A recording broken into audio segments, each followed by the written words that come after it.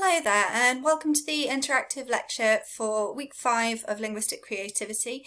This week we're going to look at creativity online, a topic that we're going to be focused on for the next 2 weeks. So this is sort of part 1 of 2. In this lecture I'm going to introduce you to some useful concepts and terminology that we're going to be engaging over the course of the next 2 weeks.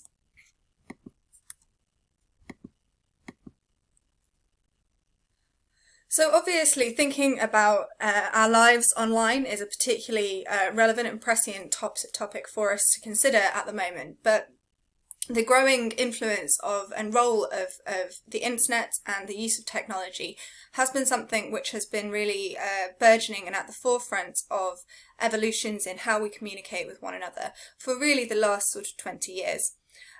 Goddard, I think, summarises this really nicely when she talks about the blurring lines that we now have that exist between being online and offline at any given point. She says, "We are not now online or offline in any simple way. Rather, digital communication and systems are so embedded in our lives that there is scarcely a single activity that we undertake that does not involve mediation by them." So what she really means here is that we have transitioned as a society very quickly from being in a context where perhaps technology and the internet did exist, but perhaps was just on one desktop that people shared in a household and that many households didn't have them. So perhaps email was something that you might use but might access when you were in your place of work, or you may use things like chat rooms or messenger functions occasionally when you were on that particular computer, to a context where most people now have a digital form of communication, a means of communication that they carry around with them in the form of a mobile phone. Of course, not true for all populations and not true for everybody, but a general assumption, I think, even if that isn't the reality for individuals anymore. So that communicating online or looking at things on our phones, accessing all sorts of different platforms, has become the norm and a very integrated part of our lives, and this is something we're going to be exploring with you in the live sessions in the coming weeks. And this, she says, has a fundamental impact on the way in which we think about and engage with technology and communicating digitally. It's become a very integrated part of our lives. So she suggests there's been an end of absence of engaging with technology, and instead of ever really being offline, it's always something from moment to moment that is a consideration for us. This week we're going to explore this idea of digital communication and thinking in particular, obviously with an emphasis on creativity, through the lens of 4 particular concepts, one of which we introduced last week, which is implied reader. I'm going to recap that for you in more detail in a moment. And then 3 new terms that are of particular relevance to thinking about digital creativity and communication. Those are system constraints, ritual constraints, and context collapse. And in the remainder of this lecture I'm going to walk you through these 4 terms and highlight to you how they can be employed very usefully when we're thinking about and analysing digital communication and creativity. So these are the questions that really we're going to focus on today. What is special about online language and communication? What are the different possibilities and limitations for creativity in language online and offline? And how do we behave and use language differently on different platforms and in different spaces on the internet? So in particular today and in the live sessions this week, I'm going to encourage you to think about the different platforms that you interact on, what be that Twitter, Snapchat, WhatsApp, and so on, and think about how you cultivate your identity and communicate differently on those platforms as a really useful way for us to start to think more systematically about the affordances, limitations, and opportunities offered by those different platforms. So let's first then recap this term implied readers, and hopefully this is a term that you will remember from last week's live session. So in that session, whether you were with me or Dave, you looked at this short extract from Heart of Darkness by Joseph Conrad, and we talked about how this text, like all texts, constructs an implied reader with particular characteristics. So I shall just read it to you again. "It is queer how out of touch with truth women are. They live in a world of their own, and there has never been anything like it and never can be. It is too beautiful altogether, and if they were to set it up, it would go to pieces before the first sunset. some confounded fact we men have been living contentedly with ever since the day of creation would start up and knock the whole thing over. So in the sessions we talked about how there are many textual features here that we could point to that give us a sense of who the implied reader, who this narrator is addressing. We suggested that this is clearly a male narrator who is making assumptions that the person they're talking to, this implied reader, is also male. Also perhaps that they are heterosexual. Talking about how out of truth women are they as a distancing pronoun, referring to a group that you are not a part of, and again we men as something which reinforces this idea of an implied reader whose gender is male. We went a little bit further than this too and said that, in fact, there are also other assumptions that appear to be being made about this implied reader through the content of what is being shared here. This is quite a sexist and derogatory painting of women, and the implied reader is being spoken to as though these are views about women that they are likely to share and agree with. And we talked in that session about the differences between an implied reader and real readers, so people like you or I who actually come to this text, and how different you may feel if you are a person who appears to align with an implied reader of who that text seems to be pitched to and speaking to, or if you feel alienated from the implied reader who is being addressed. And in my session, certainly, we talked about how many of us felt quite alienated by this passage, felt that this narrator was perhaps not particularly likeable and not particularly trustworthy.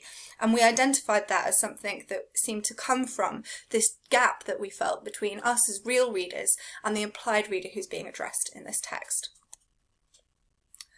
So just to summarise then with a few key points about implied readers, as this is a term we're going to continue to engage over the module. All texts, whether they're spoken, whether they're written, whether they're visual, whether they are animated or static, all texts construct implied readers, or sometimes it might be more useful for us to refer to them as implied viewers or implied audiences. Implied readers are not the same as real readers, but how aligned or distanced we feel from the implied reader of a text can influence our reaction as real readers.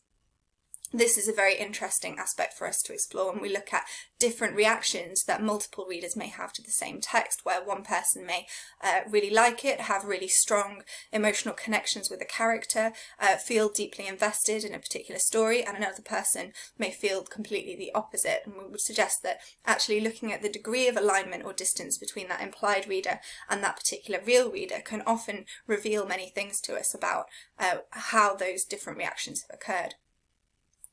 Examining the language, including multimodal elements of a text, can allow us to work out and in particular evidence who the implied reader appears to be. And we talked about this last week in relation to adverts, and I'm going to suggest to you this week that we can engage this usefully when we're thinking about online communication too. Implied readers can have generic characteristics such as gender, age, sexual orientation. Some of the examples we looked at in advertising last week could also include perhaps particular professions or particular levels of earning that they may have in their jobs, or living in a particular area, particular sets of knowledge. So implied readers can also have highly specific characteristics such as particular beliefs, attitudes or aspirations.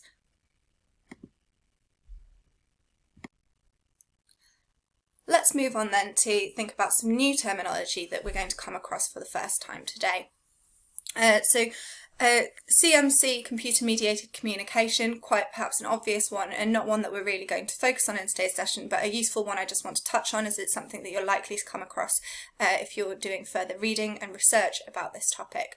So CMC, or computer-mediated communication, is just a term that is used quite broadly in this field, and it just means forms of communication that are conducted through a computer, where computer refers to any system that is networked. So that might include anything from desktop PCs to laptops to tablets to phones. Apple Watches would be a good example of this, and so on. System constraints and ritual constraints are a pair of terms that were first used and coined by Goffman back in 1981.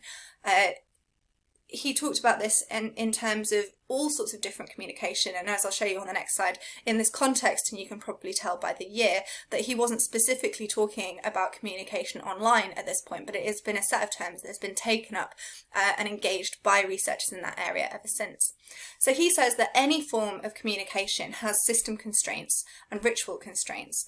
System constraints, he says, are the possibilities and limitations inherent to a communication method. So it can feel a little bit counterintuitive because he refers to constraints, but he's not just talking about the things that we're restricted by a particular form of communication, but also the opportunities and possibilities that are afforded by it. And I'll give you a few examples of this in a moment. So the system constraints are inherent to that particular communication method, whereas ritual constraints are the possibilities and limitations associated with a culture of speakers. So let me unpack that for you a little bit more detail now. So Goffman distinguishes between these two factors that influence or constrain our communication, obviously not writing in digital context, but in pre-digital context about speech and writing in these particular ways. So if we were to take, for example, WhatsApp as an example, he would say that there are system constraints that are associated with this particular platform. For instance, you need to be registered on the platform in order to use it. You need to agree to have somebody else, you need to have somebody's phone number in order to be able to contact them. So this isn't a platform where you can just contact lots of strangers in the way that perhaps you can on something like Twitter. But there are lots of possibilities with this, associated with this particular technology as well. So other system constraints might be that you can type for as long as you like. There is, as far as I'm aware, no limitation on the amount of text that you can use. Again, good to compare this with Twitter, where you are limited to 280 characters. So those would be two different system constraints, limitations or opportunities that we could think about. You can use emojis on WhatsApp. That would be another system constraint, a possibility associated with that particular platform. You can use GIFs, you can post links to videos. So there are all sorts of things that are specific to that platform that give us a more comprehensive and systematic way of describing the opportunities and the restraints that are afforded by that particular system, and that's what Goffman would call system constraints. Ritual constraints are a little bit different, and they can vary from group to group and even sometimes from individual to individual. So these are more to do with how your habits affect communication. So if you think perhaps about the different groups that you're a member of on WhatsApp, if you use that particular platform, each of the sort of group chats that you're in may have different rituals, different habits associated with them. There may be, for instance, particular groups that you use emojis in all the time and others where you don't use them at all. It might be really commonplace for you to share memes or GIFs on a particular group chat and not on another. It may be the case, for instance, that you have certain groups where you have particular topics of conversation that they might even be designated for. I, for example, have a WhatsApp group with my mother and one of my friends, which we call the Dog Diaries, and there is a ritual constraint on that particular group that it is used for the purposes of posting pictures of our dogs and talking about them. And if we want to communicate with one another, we also do it on WhatsApp, but we tend to do it on a different group because there is a ritual constraint that we all understand that operates around that particular group chat. So what would be really useful now is if you want to take a moment to pause this video and have a go at a task related to this for yourself. So select a platform that you're familiar with, some form of computer mediated communication. So you could think about WhatsApp or Twitter or Snapchat, you could think about Zoom or Blackboard, Facebook. And I want you to have a go at what the system and ritual constraints are for this particular platform. So you might want to think about the kind of content discussed, standard versus non-standard forms, who uses the platform and why, and who interacts on the platform. Is this a place where we typically interact with family, with friends, with strangers, and so on and so on. So if you take a few minutes to have a go at this task, and then I'm going to suggest that you bring your notes along to your live session, either with myself or Dave, on Monday, and we will work through this and share our findings together. That would be really useful. Okay, so hopefully you've had an opportunity to have a go at that particular task. I now want to bring you on to another bit of terminology called context collapse. This is the last piece of terminology, the last kind of concept that we're going to look at in detail today. And I think, again, is something which is really useful for us to engage as we move through the module. So Marek and Boyd in 2011 offer a really useful definition of this term. They say that unlike many other social environments, our online networks often mix together otherwise separate groups of people in our lives. This phenomenon is referred to as context collapse, where all possible social groups can be represented in one place. Let me take a little bit of time to unpick and unravel this for us. What the Marek and Boyd really mean by this idea of context collapse is perhaps this is useful to think about in comparison to our lives offline. So in our lives offline, if we take somewhere like Facebook or Twitter, for example, we may have lots of different groups of friends and family and people that we interact with that we tend to do when we're doing it in a physical environment, when we're not communicating online, in ways where we have different groups, different networks of friends and people in our lives that we tend to interact with separately. So, for instance, you may go to work and interact with your colleagues and your peers in that particular place. Then you come back and when you are at home, you are in a different context. You're perhaps interacting with your partner or your family members or your siblings. Then you might go out in the evening and interact with one group of friends, and then perhaps another day interact with another group of friends, and so on and so on. These are all different contexts, and normally when we think about how we think about communicating with people and how we cultivate our identity in different spaces, typically we will have different nuances, slightly different versions of ourselves, slightly different ways of communicating in all of those different contexts. If we compare that with interacting on somewhere like Facebook, for example, where we are quite likely to have a mixture of people who will see all of the posts that we put out that include our colleagues and our family and our friends from one group and our friends from another group, even though perhaps members across those networks have never actually met one another, there is a collapsing of the context in that scenario. And we may find, for instance, that people from very different aspects of our lives may end up all commenting on the same post. So this is really what context collapse means. And Marek and Boyd and several other researchers say that this is something which sometimes people are not as mindful about as they should be. So there are many, many instances of people getting into all sorts of trouble in their professional lives or for saying something which is perhaps not taken as it is intended on particular platforms, because of their lack of awareness of this context collapse. So perhaps somebody makes a slightly risque joke on Twitter, or something which is perhaps considered or could be considered, quite sexist or quite homophobic or something similar. And it's a sort of joke that had they made with their close friends, that nobody would have raised an eyebrow about, that it would have been understood in whatever sort of spirit it was intended. But there are several instances of things like this appearing on Twitter where, in fact, this tweet has been retweeted, seen by lots and lots of strangers, and as a result of this context collapse, a person's come in for a huge amount of criticism and sometimes lots of real-world consequences of that tweet as a result of being unaware or not mindful as perhaps they should have been of this context collapse. So I'm now going to suggest that you have a go at a second task, which again we will pick up in the lecture, in the live sessions on Monday. So I'd like you to pause this video and take some time to reflect and perhaps make some notes about your own use of social media platforms in relation to these questions. Are you aware of the different collapsed contexts in your online networks? So thinking about different platforms that you use and who is on them and who can see things that you post and the versions of yourself that you post on there. Have a think about the different levels of context collapse that may exist on those different platforms.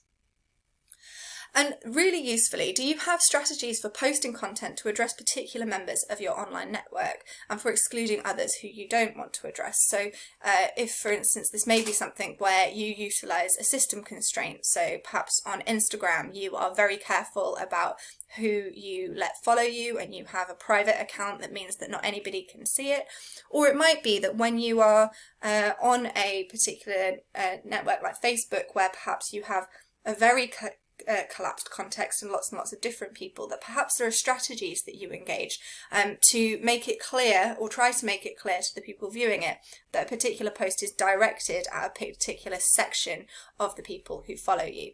So those are the two questions we'd really like you to reflect on. And if you can bring those notes along to the live session, that would be really useful. And Dave and I are very much looking forward to picking up these discussions and developing them with you and thinking about them in more detail when we get there. So thank you very much for listening. I hope that you've enjoyed this lecture and found it useful. And I shall look forward to having these discussions with you as they develop over the next 2 weeks. So here's just a list of some useful references that you may find useful to pursue over this week and next, in particular if you decide that you'd like to explore creativity online as part of one of your portfolio pieces. And otherwise, I hope you have a lovely rest of your weeks. Thank you very much.